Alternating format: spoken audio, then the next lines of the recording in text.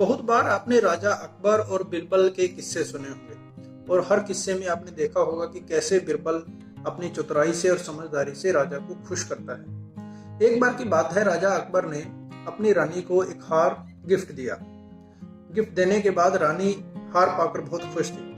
रानी ने उस हार को सारा दिन अपने गले में डालकर रखा। जब रानी रात को सोने लगी तो रानी ने उस हार को अपनी अलमीरा में रख दिया। जब रानी सुबह उठी तो उसने देखा कि अलमीरा में वो हार नहीं था।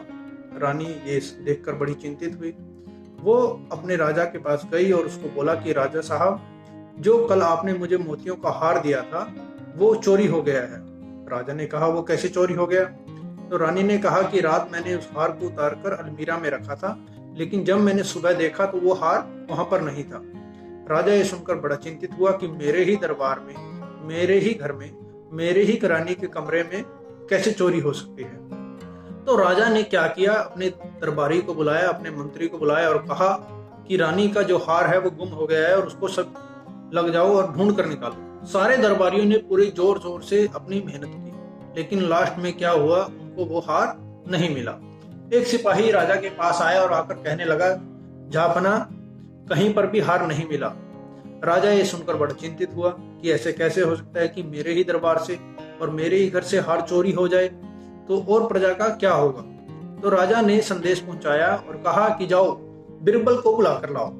सब जानते थे कि बिरबल के पास हर समस्या का समाधान होता है। बिरबल आया। बिरबल ने जहांपना को आकर सलाम किया और कहा कि जहांपना, कैसे आपने मुझे याद किया। जहांपना अकबर ने कहा कि बिरबल, कल मैंने महारानी को एक हार दिया था। हार अलमीरा में रखा गया था, लेकिन आज वो हार वहां पर नहीं है, वो हार चोरी हो गया है। बिरबल ने कहा, देखिए राजा साहब, अगर हार कमरे में ही रखा था, अलमीरा में ही रखा था और नहीं है, तो इसका मतलब ये है कि हार किसी दरबारी ने या रानी के कमरे के आसपास जितने भी सिपाही हैं या उनकी दासी हैं, हार उन्हीं में से किसी ने चुराया है। तो राजा ने कहा, ये कैसे हो सकता है और तुम ये कैसे कह सकते हो? बिरबल ने कहा, साहब ऐसा ही होगा, इसके अलावा हार कहीं नहीं जा सकता। राजा ने बिरबल को आदेश दिया कि ठीक है, जाओ और देखो हार कहाँ है और हार को ढूंढ कर निकालो। बिरबल ने कहा, जापना, मैं हार तो ढूंढ दूंगा, लेकिन इस हार को ढूंढने के लिए मुझे एक मेरे दोस्त की सहायता लेनी होगी। तो राजा ने कहा, ठीक है, आप मुझे नाम बताओ और मैं दरबारी को भेजता हूँ और आपके दोस्त को बुला कर लाते हैं। लेकिन बिरबल ने कहा, नहीं जापना, मेरे दोस्त को सिर्फ मैं ही बुलाकर ला सकता हूँ। तो अकबर ने कहा, ठीक है, जाओ और अपने दोस्त को बुलाकर लाओ ताकि हम उस हार को ढूंढ पाए। जब बिरबल वापस आ रहा था तो सारे लोग उसके ऊपर हंस रहे थे, क्योंकि बिरबल अपने साथ किसी दोस्त को नहीं, साथ में गधे को लेकर आया था। जब बिरबल दरबार में पहुंचा तो राजा भी उसको देखकर एक बार हंसा और फिर क्रोधित हुआ। बोले, बिरबल, तुम अपने दोस्त को लाने गए थे और तुम ये क्या है, एक गधे को लेकर आए हो। तो बिरबल ने कहा, कोई मामूली गधा नहीं, जादुई गधा है और यही उस हार को ढूंढ कर निकालेगा।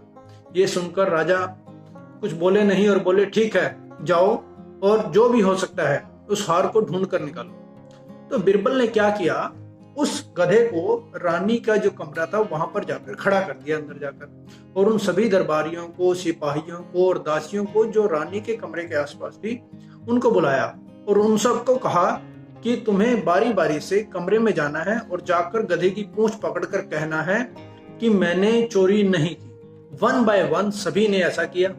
एक एक करके सभी दरबारी, दासी और जो भी वहां पे सिपाही थे जो रानी के कमरे के आसपास जिनकी ड्यूटी थी, वो बार बार इसे अंदर गए और उन्होंने सबने यही किया।